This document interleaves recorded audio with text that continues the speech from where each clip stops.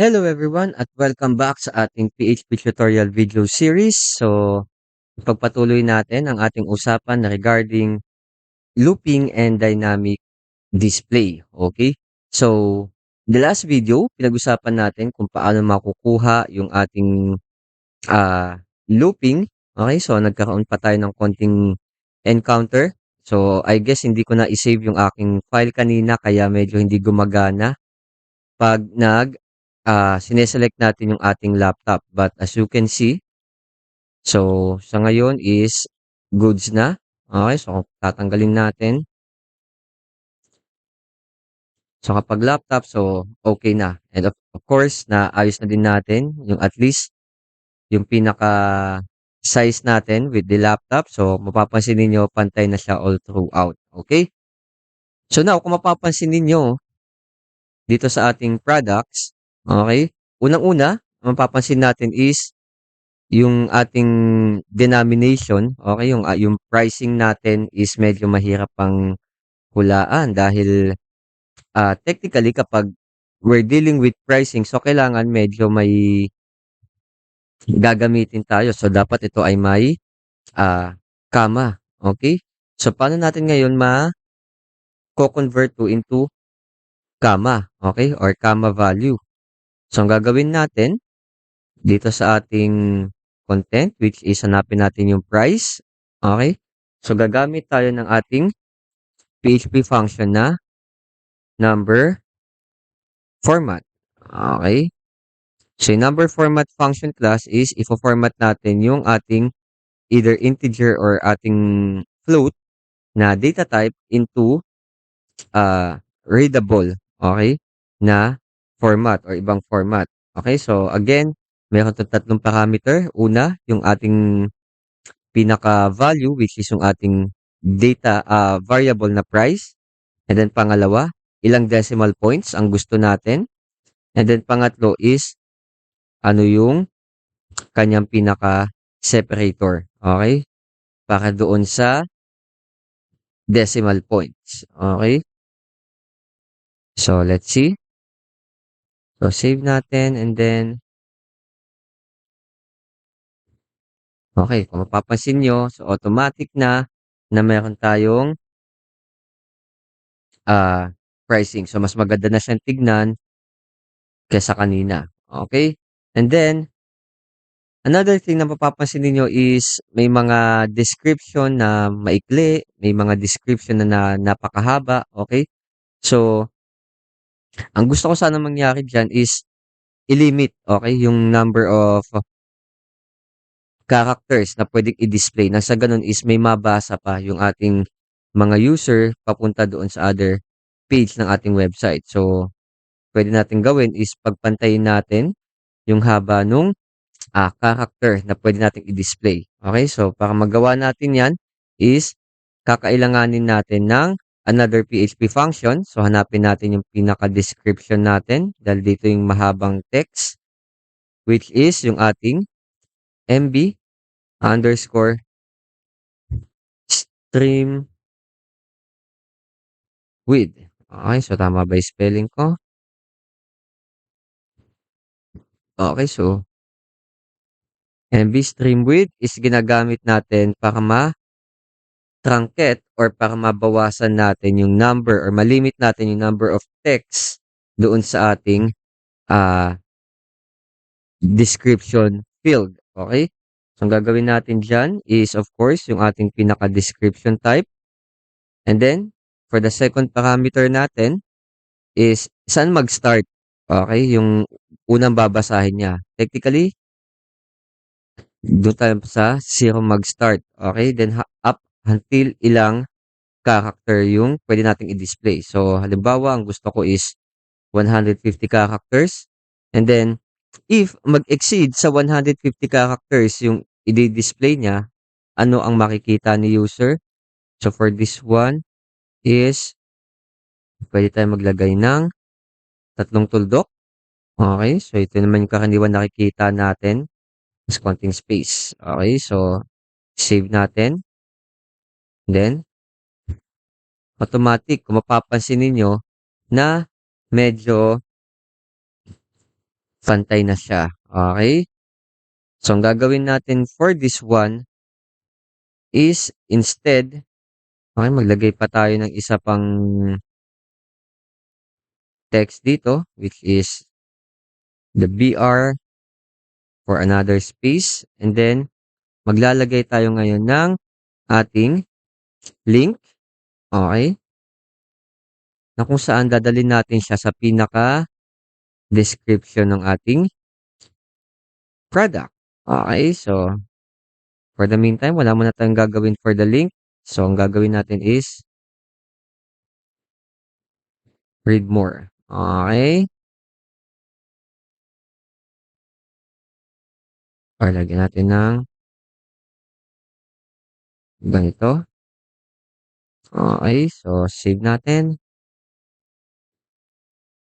Okay. So,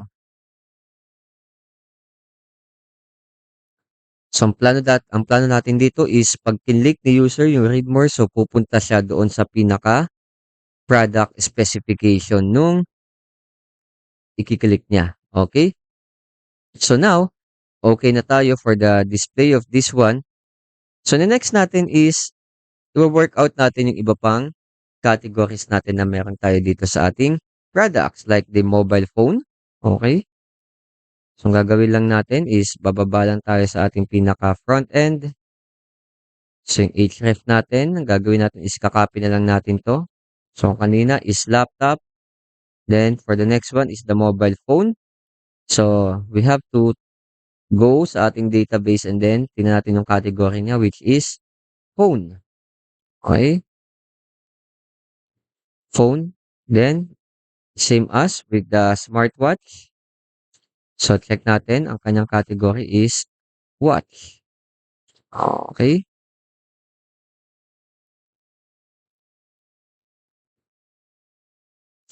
So ite-test natin ngayon. So save and then test natin. So for the laptop, okay. So nagdi-display ang ating laptop. Then for the mobile phone, okay. So nagdi-display na ang ating mobile phone. Then smartwatches, okay. So nagdi-display na din ang ating smartwatch. Okay? So ngayon ang gagawin natin dito for all products, okay? Or kung halimbawa is maklik natin ang ating products, kung mapapansin ninyo is wala siyang naka-capture na category method or di na nakukuha yung ating get method. So mula doon sa ating if-else statement, this one, so kung wala siyang makuhang category method is instead, i-display niya lahat ng products. Okay? So ang gagawin natin is ika-copy lang natin 'to. Okay? Same one. For this, ika-copy lang natin. Okay? So ingat sa pag-copy.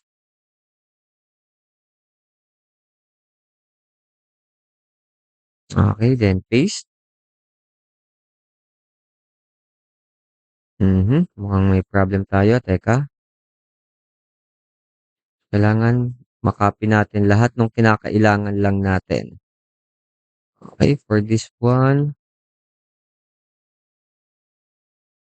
up until dito pala. Oops. Tama ba? Let's see. So, mula dito, pataas. Okay, so pa-copy natin.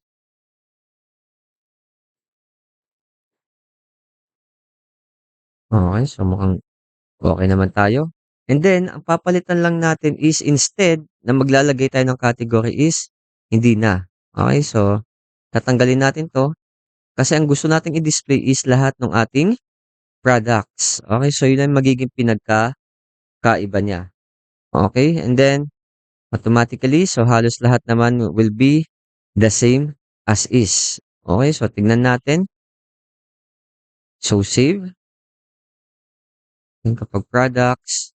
Okay, so and of course for this one, mas maganda kung lalagyan natin ng random display. Okay, so i-randomize natin yung pag-display kasi kung mapapansin nyo sa ngayon, as is lang sila.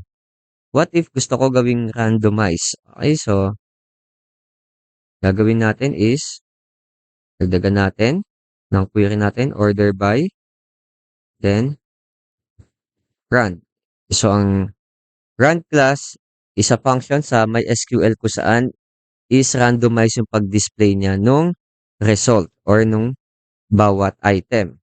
So save natin and then products, kung mapapansin nyo, kada refresh natin is automatically nagdi-display na siya ng iba't ibang items. Okay? And then, it's up to you, class, kung gusto nyo gawang lagyan ng limit. Halimbawa, ang gusto lang i-display is the first 8. So, ang gagawin nyo lang is ililimit lang natin. Okay? So, halimbawa, limit 9, say our 8, since we have 4 columns, 4 columns sa isang row. Okay? Halimbawa, gusto ko lang is 8. Then, automatic, 8 lang yung pwede na ma-display. Okay? But, kung gusto naman i-display lahat, so, okay din tayo doon. And then, this one. Okay? Ganyan. Okay, then, kapag kinlik natin ang ating laptops, okay, so, this one.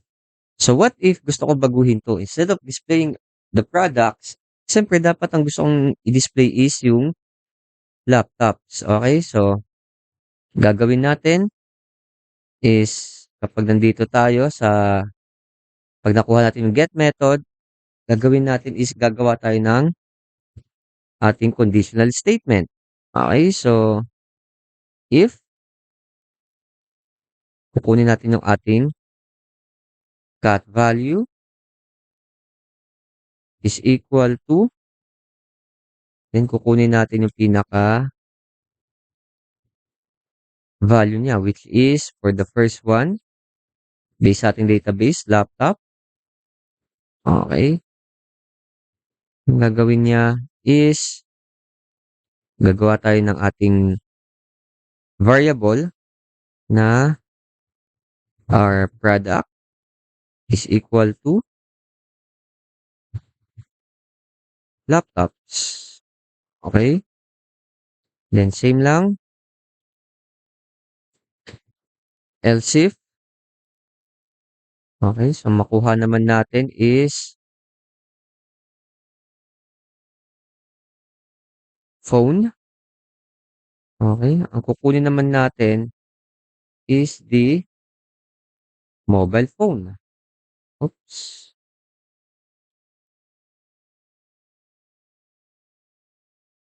Our mobile phones. And then, of course, another else if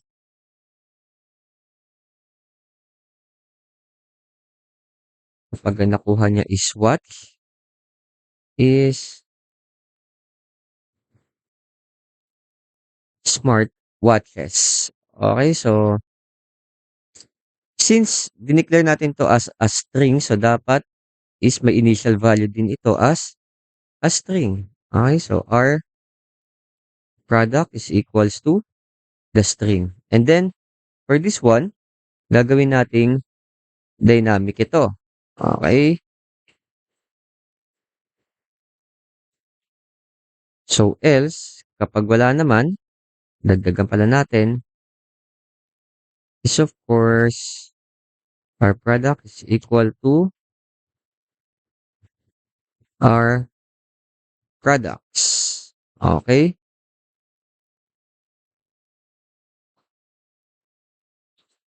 Of course, isasama din natin siya dito. Kahit wala tayong makuha. Okay. For this one.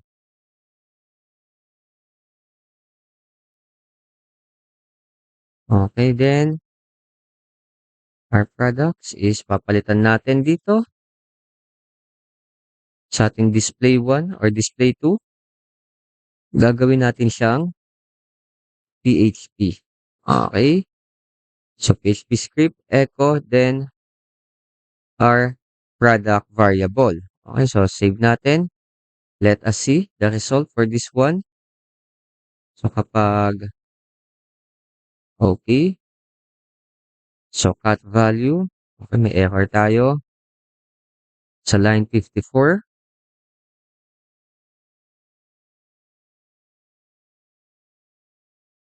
Okay, kasi cut value is this one.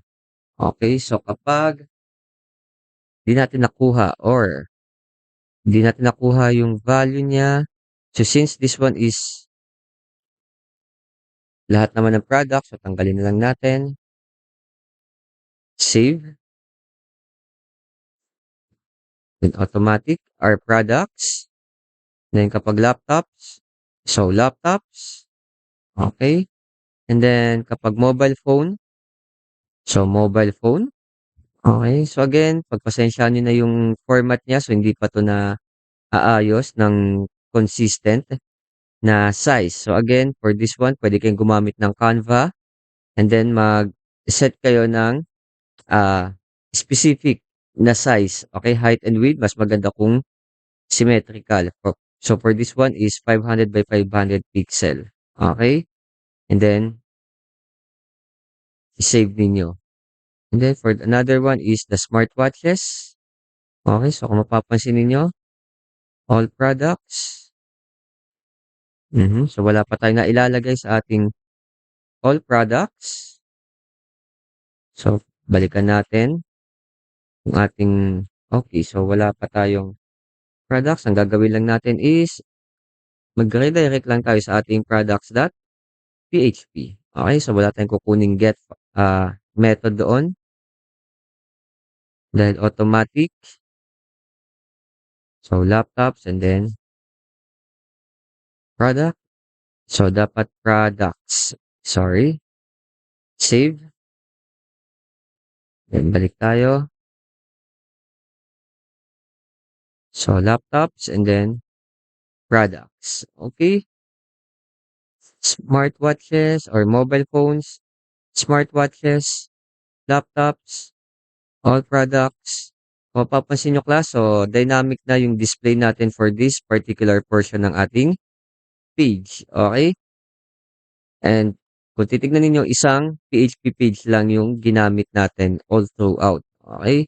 So, ganyan class ang pagkuha ng dynamic display and of course using the looping sa ating PHP and MySQL. So, hopefully class, may natutunan kayo for this video and see you on the next one.